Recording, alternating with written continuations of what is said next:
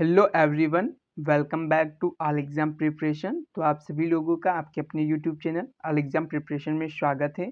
तो आज हम लोग क्या देखने वाले हैं, आरआरबी एलपी एग्ज़ाम 2024 25 नवंबर third shift full paper analysis.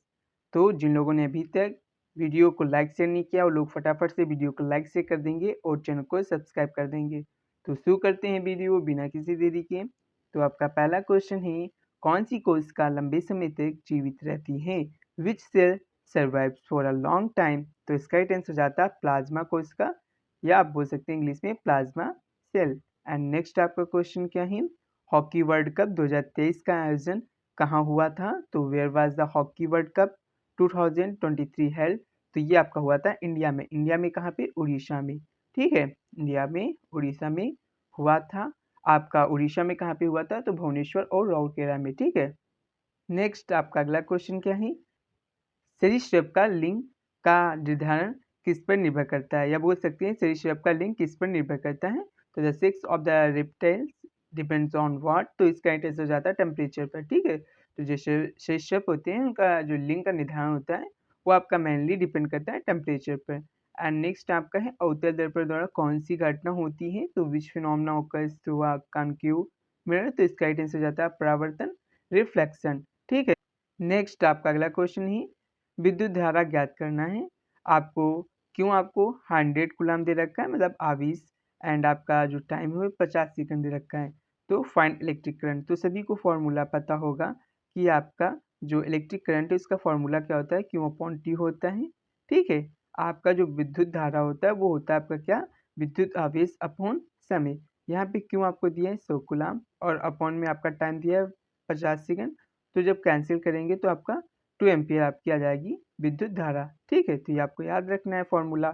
और आपका बात करें जैसे आपका क्या फॉर्मूला होता है, V बराबर डब्ल्यू अपॉन क्यू होता है, ये भी याद रखना है। ठीक है, तो ये भी यहाँ से भी प्रश्न पूछे जा सकते हैं, तो ये भी आपको याद रखना है, जहाँ पे V आपका वोल्टेज आपका विभवांतर है, W आपका वर्क है, Q आपका आपके आवेश है। ठीक है, तो ये आपको याद रखना है। एंड नेक्स्ट है, संवेग परिवर्तन की दर को क्या कहते हैं? What is the rate of change of momentum called force? तो सभी को पता होगा कि जो आपका क्या होता है, dp upon dt equal to आपका क्या होता है, df होता है, या बोल सकते हैं आपका फोर्स इक्वल टू आपका p अपॉन टी होता है। ठीक है, तो ये आपका होता है क्या, आपका फोर्स होता है, और ये आपका न्यूटन की गति का जो दूसरा नियम है वो बताता है। ठीक है, और इसी में आपका F बराबर m में होता है, न्यूटन की गति के दूसरे नियम में। यहाँ से भी प्रश्न पूछे जा रहे हैं कि आपका न्यूमेरिकल दे दिया, आपका मास दे दिया है जैसे वस्तु का द्रव्यमान, और एक्सीलरेशन दे दिया त्वरण, तो आपसे बोल देगा कि फोर्स बताइए, बल। तो आप लोग इस फॉर्मूला का यूज करेंगे और आप लोग फटाफट से आंसर दे देंगे।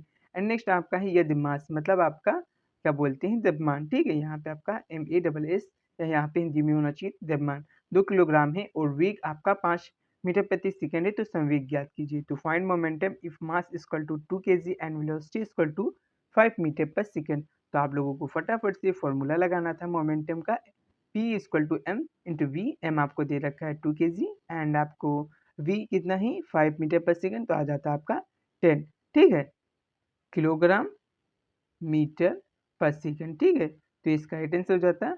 एंड नेक्स्ट आपका है अवतल दर्पण, जिसकी आपको फोकस दूरी 10 सेंटीमीटर दे रखी है और वस्तु का प्रतिबिंब बताया गया कि वक्रता केंद्र पर बनता है। तो बताइए दर्पण से वस्तु की दूरी क्या होगी? तो जानते हैं अवतल दर्पण के लिए हम फोकस दूरी निगेटिव मिलेंगे, तो माइनस का आपका 10 सेंटीमीटर हो जाएगा।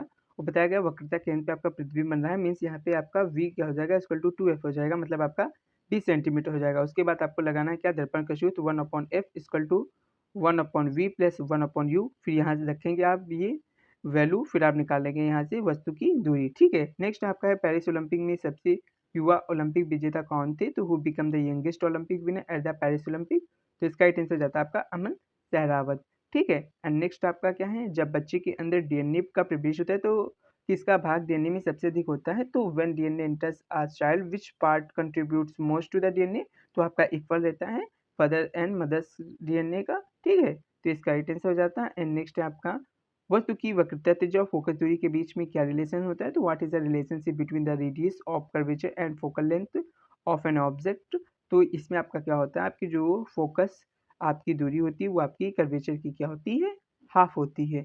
ठीक है, नेक्स्ट आपका अगला क्वेश्चन क्या है, शरीर में बनने वाले अपशिष्ट पदार्थों को क्या कहते हैं?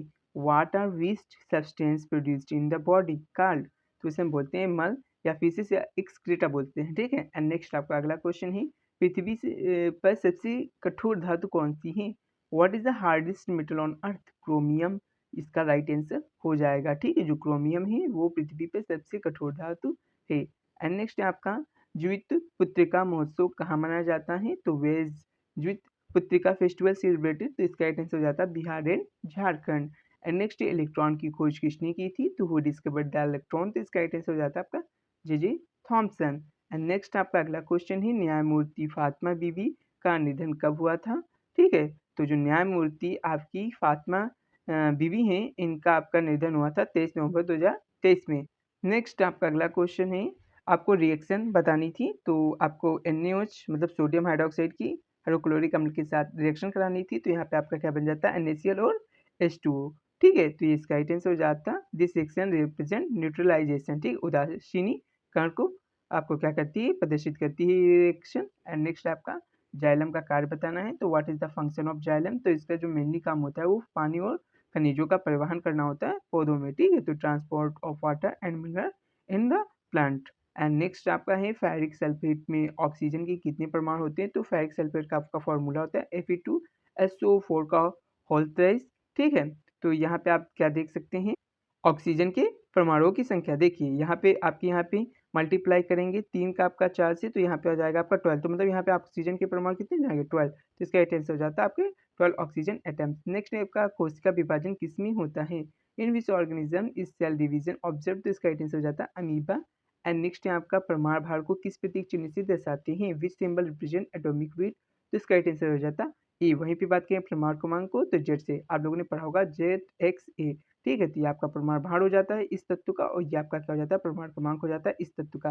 एंड नेक्स्ट आपका विसरण क्या होता है? तो व्हाट इज डिफ्यूजन, तो जलती हुई अगरबत्ती की खुशबू या इत्र का फैलना हवा में, वो विसरण प्रक्रिया का उदाहरण है, ठीक है। तो इस तरह से आपसे प्रश्न पूछ सकता है कि जलती हुई अगरबत्ती का खुशबू का हवा में फैलना वो किस घटना के कारण होता है, किस क्रिया के कारण होता है? तो आपका विसरण प्रक्रिया के कारण होता है। तो the spread of incense fragrance and perfume in the air is an example of diffusion, ठीक है। तो ये इसका राइट आंसर हो जाता।